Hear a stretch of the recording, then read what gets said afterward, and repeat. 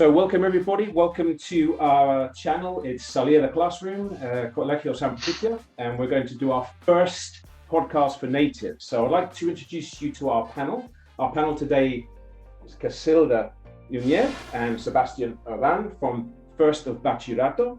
And of course, our chosen goal is 7, which is the SDG goal, and it's about universal access to affordable, reliable, and modern energy services. So who better to ask us for a kind of global picture of our electrical gas sector than Endesa. So it's one of Spain's giant market leaders in electrical gas sector. And of course, please welcome Juan Canales to our podcast. So please, let's go for our first question and see whether we can get some kind of interesting answers. Okay. Is one of your goals achieving net zero? And if it is, for what year do you aim to achieve it? Well, okay, thank you very much for inviting me to this natives opportunity to speak to you. I think it's a very good opportunity for you and for me also, and for to better understand the energy sector that is widely misunderstood in general. Okay, going to your question, I think it's quite a tricky question. Science has reached the conclusion that human intervention is raising exponentially the emissions and the global warming. There's no doubt about it. The IPCC, the Intergovernmental Panel of Climate Change, in August 2021, it said that it's unequivocal that human influence has warmed the atmosphere, the ocean, and the land. And that reaffirms the need for the goal set in COP21 in Paris 2015 of limiting global warming to 1.5 degrees above pre-industrial levels. So we needed to do this task of limiting the temperature to 1.5 degrees if we want to maintain life and way of life as the way we know it in our planet. We need to do that. Things are not going well. Net zero goals means that the emissions that you emit and the emissions that you abate or you eliminate are netted each other. So it's zero emissions. We need to come down for these large scale and difficult to assess targets to individual efforts and implications. We cannot rely on governments and countries to do things. We need to start to do things by ourselves. As individuals, I mean, me and you and we as a society, we need to do things one by one. We need to turn off the light at home when not needed. We need to put the dishwasher in the night, for example. We need to be careful with home heating. We need to avoid plastic bags. We need to avoid plastic wraps in food. But don't forget that the little things must be started by ourselves. We need to do whatever we can in order to reach this 1.5 limit that we have set ourselves as a world, as a planet.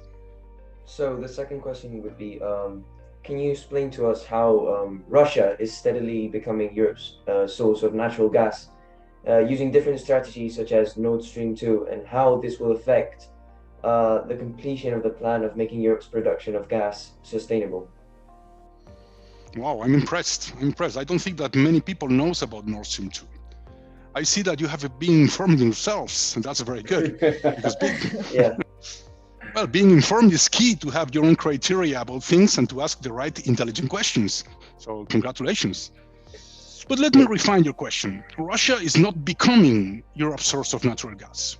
Russia has been for decades Europe's source of natural gas. We have been the natural customer of Russia, and Russia has been the natural supplier for us. In fact, on the contrary, Russia is becoming less crucial for Europe as a supplier of gas, precisely due to the coming of the LNG to the scene. I will explain later what LNG is, but it's another way to supply gas. We don't depend on the pipelines that are linking Russia with Europe. We are able to buy gas from somewhere else. You're having better negotiation terms with Russians, which still are the main suppliers for us. I don't want to get deeper into it because it can be very complex. But another learning that I would like to convey to you is the deep interaction and interrelationship between the energy world and the geopolitics, the global geopolitics. It's a very important energy, it's a very important part of the economy, and it marks the agenda for many political matters. Thank you very much. Another question that I have is liquefied natural gas, or LNG, is considered to be one of the cleanest, if not the cleanest, fossil fuel, because it generates 30% less carbon dioxide than fuel oil and 45% less than coal. With this being said, do you think it will be possible to rely only on LNG in the future? Well, interesting that you know about LNG. Not many people, even in my company, knows what LNG is. But in any case, let me clarify what it is, because maybe it's not clear for you according to your question. LNG is not a particular different fuel. It's just natural gas, 98% methane. The same gas that has been burning in the heaters at our homes since 40 or 50 or 60 years ago. Natural gas was traditionally delivered from producing areas to consuming areas by pipelines. And what's a pipeline? It's just a long and expensive tube infrastructure that transports gas along very long distances. Gas is pumped from one origin and is received in the other end, let's say. In Spanish, it's the gasoducto, okay? This is what I was mentioning before of Nord Stream 2. Nord Stream 2 is just one of those pipelines, okay? But LNG has just changed the means of transformation from ground pipeline to a sea transportation by ship. Gas in gasified state occupies much space, too much volume. So a very big ship would hold just a tiny amount of gas, very inefficient and very expensive. It does not work. So a different approach was invented some 50 years ago, 50 or 55 years ago. What if we liquefied natural gas? In liquid state, natural gas occupies 600 times less volume. Then, the same size of ship would transport 600 times more gas. After designing the infrastructure needed, we have realized that the numbers come out right. It is economically efficient. So LNG means liquefied natural gas. And how do we do that? As you know from third grade or grade, there is a law in physics of gases that relates temperature and volume, keeping pressure constant. I'm not going to ask you what law is that, but I tell you that the law is the Charles law. The colder the gas is, the less volume it occupies, as my daughter Jimena from third grade has reminded me. So if the gas temperature is reduced to 162 degrees below zero, this is very cold, it converts to liquid, occupying much less volume, as we said, 600 times less. So it can be loaded into a very large and complex ships that need to maintain this temperature along the sea route for many weeks. It's a very big technological challenge, I tell you, and very expensive things also. But the details are complex, but essentially this is it. This is the LNG cycle. Instead of pipelines, we use ships, okay?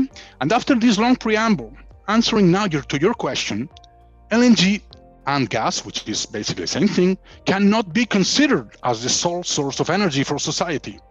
In the first place, gas generates some emissions, less than coal, but some, and we want to gradually get rid of them. And in the second place, and it's very important, if only gas would be our source, we would be exposed to increases of prices like the one we are seeing now. It's very important that we, as a society, rely on a balanced basket, very broad, of origins of energy in order to reduce risks and costs. This basket would need, of course, to include nuclear, hydro, gas, solar, wind, biomass. We cannot exclude anything. This is very important. This is very important. So gas cannot be the only, or LNG cannot be the only source of energy. Okay. So following up this question, a recent report by the Austrian intelligence agency has come to light, saying that in the next 5 years, a full energetic and electric blackout will take Europe by storm, and we won't be even able to see it coming. Can you explain to us in further detail what, why, and how it would happen, and if Endesa or Enel has taken preventional measures to contrast this theoretical blackout? Well, again, very interesting questions. That's all the one that you have prepared. They are not conventional and quite to the point to current situational debates. I see that you read your newspapers. That's very good. It is true that some days ago, or maybe weeks ago, I don't remember, the Austrian Minister of Defense, Ms. Tanner, issued a message warning the Austrian population, and by extension also the European population in general, of the risk of an overall blackout happening at some point in the coming, I don't know how many years, and advising Austrians, and all of us by extension, to stock first necessity goods, food, energy, light, candles, clothes, I don't know. I'm not an expert on that, but I believe that the power network in Europe is one of the densest and most robust in the world. The amount of interdependence of infrastructure is very high. The regulations in place are very carefully implemented. The interconnections between countries is also very high, and this network supports one country to each other. Also, there is a security factor built in within the different infrastructure that makes very difficult that catastrophes may break down the system in a significant way. On top of that, we have many authorities and watchdogs looking after it at different levels, from regions to countries to European level.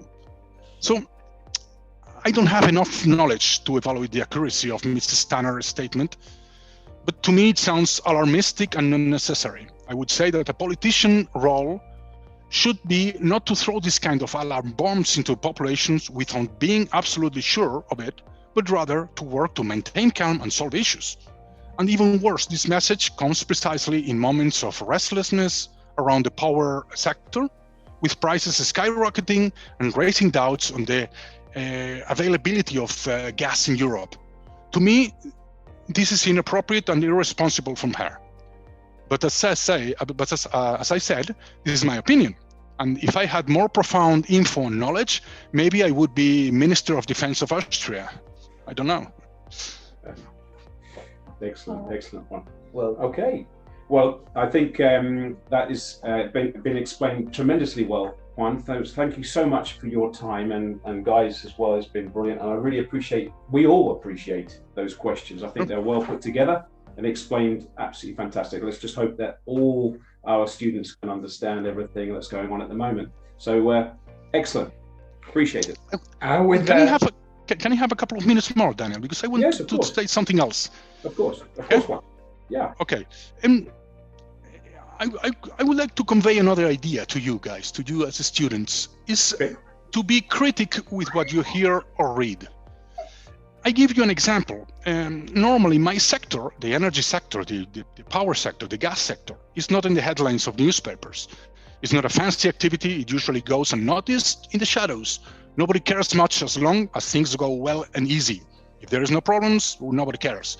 But lately, due to the sudden increase of prices, the power energy sector has come to the light stage, and everybody talks about that.